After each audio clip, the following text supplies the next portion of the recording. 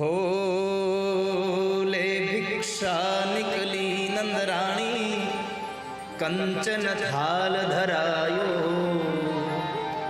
लो भिक्षा जोगी जाओ आसन पर, बालक मेरो डरायो।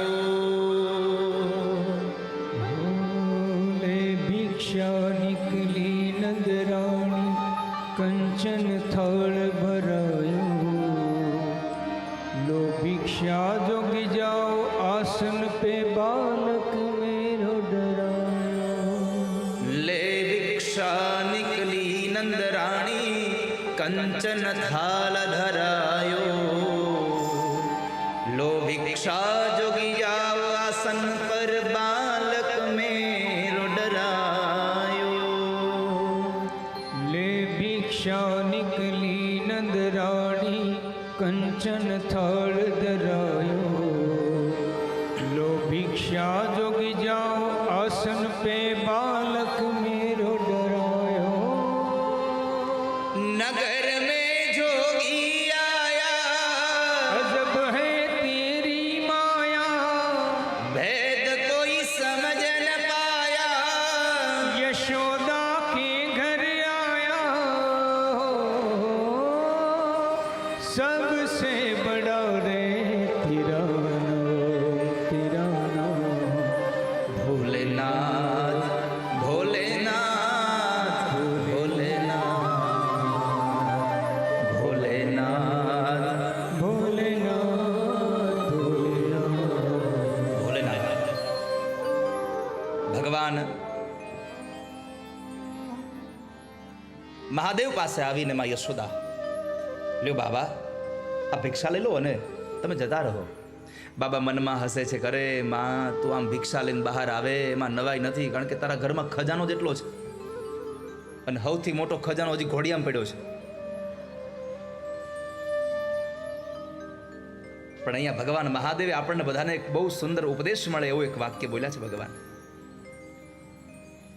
બાબાએ નક્કી કર્યું કે માને કહી દઉં કે હું શું કામ આવ્યો છું, કારણ કે હું આમ આવું બધું વેશ લઈને આવ્યો છું, પણ જે મૂળ કામ છે કહી દઉં, કારણ કે કપટ કરે કોઈ દી કૃષ્ણ પ્રાપ્ત ન થાય. ક્યારે કપટ હોય ને કૃષ્ણ ન હોય. લાવ બતાવી દઉં. એટલે નંદ બાબા ભગવાન મહાદેવ માં યશોદાને કહે છે, માં મારે આ તમારી ભિક્ષા નથી જોઈતી. મારે શું કરવી? મારે તો સ્મશાનમાં રહેવું, પર્વતમાં રહેવું, મારે કાંઈ લેવા જવું હોય નહીં. મારે આ કશું જોતું નથી, તમે એ રહેવા દો. પણ મારી એક વાત સાંભળી લો.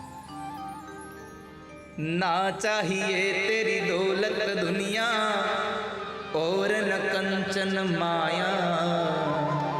अपने लाल का दर्श करा दे, मैं दर्शन को आया। ना चाहिए तेरी दौलत दुनिया और न कंचन माया। अपने लाल का दर्श करा दे, मैं दर्शन को आया। ना चाहिए तेरी दौलत दुनिया और न कंचन माया। अपने लाल का दर्श करा दे, मैं दर्शन को आया। ना चाहिए तेरी दौलत दुनिया और न कंचन माया। अपने लाल का दर्श करा दे, मैं दर्शन को आया। મને તારા છોકરાના દર્શન કરાવી દે, મારે બીજું કંઈ કામ નથી. માં યશોદાએ કીધું કે બાબા તમારે આ દક્ષિણા લેવી હોય તો એ ભલે અને ન લેવી તો એ ભલે, મારો છોકરો તમને આજે જોવા નહીં મળે ને કાલે નહીં મળે. જાઓ. બાબાએ સાંભળ્યું, બાબાએ હામી પ્રતિજ્ઞા સંભળાવી દીધી. સાંભળી લો માં, જ્યાં સુધી મને તમારા છોકરાના દર્શન નહીં થાય ત્યાં સુધી એવા બાવો તારું આંગણું મૂકીને બારો નહીં જાય. ત્રિશુલ ખોડી દીધું, ડમરૂનો અહામ લેખનો નાદ કર્યો, આંખો બંધ કરી દીધી અને ભગવાનને પ્રાર્થના કરી છે, પ્રભુ તમે કંઈ કરો ને તો જ મને અહીંયા તમારા દર્શન થશે, બાકી દર્શન નહીં થાય. માં મને તમારા લીલા વગર દર્શન નહીં કરવા દે, કારણ કે આ તો ઓળખતી જ નથી આપણને. બાબાએ આંખો બંધ કરીને પ્રાર્થના કરીને તો ઘોડિયામાં સૂતેલા ભગવાન નારાયણે પ્રાર્થના સાંભળી છે. આ દુનિયામાં મેં ગઈકાલે કહ્યું હતું અને આગલા સમયમાં પણ કહેતો રહ્યો છું કે તમારું બીજું કાંઈ ભગવાન સાંભળે કે ન સાંભળે, પણ માણસની પ્રાર્થના ચોક્કસ સાંભળે છે. પ્રભુ પ્રાર્થના બહુ સાંભળે છે. નરસૈયાએ કડતાલ વગાડી, ઠાકોરજી નરસિંહ મહેતાનું રૂપ લઈને આવ્યા અને નરસિંહ મહેતાના પિતાજીનું શ્રાદ્ધ કરાવ્યું. જેવું શ્રાદ્ધ કરાવ્યું એવું આજ સુધીમાં કોઈના બાપનું શ્રાદ્ધ હજી સુધી થયું નથી. આટલું મોટું શ્રાદ્ધ કરાયું. પ્રાર્થના કરી કે હે ઠાકોરજી વેલા આવજો હો. અને ઉજમબાઈની પ્રાર્થનાએ ડાકોરમાંથી ભગવાન મનસુખરામ બનીને ગયા, પ્રાર્થના સાંભળી.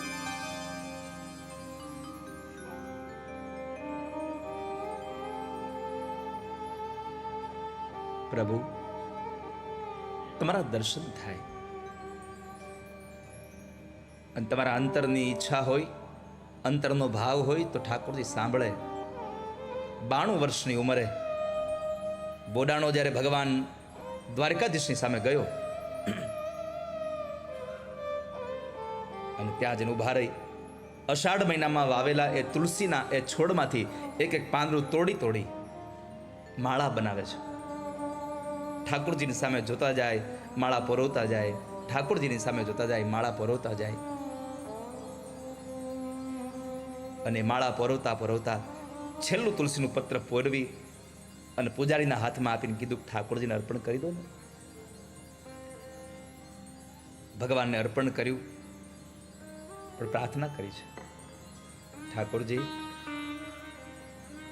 આટલા સમય સુધી હું અહીંયા આવી શક્યો, પણ પ્રભુ હવે આ શરીર સાથ નથી આપતું. જરા અવસ્થા આવી છે, વૃદ્ધા અવસ્થા આવી છે. મારી ઉપર એટલી કૃપા કરજો ને. કદાચ હવે બોડાણો દ્વારકા ન આવી શકે, પણ બોડાણાનો અંતિમ સમય આવે ત્યારે ઠાકોરજી તમે આવજો મારે ત્યાં.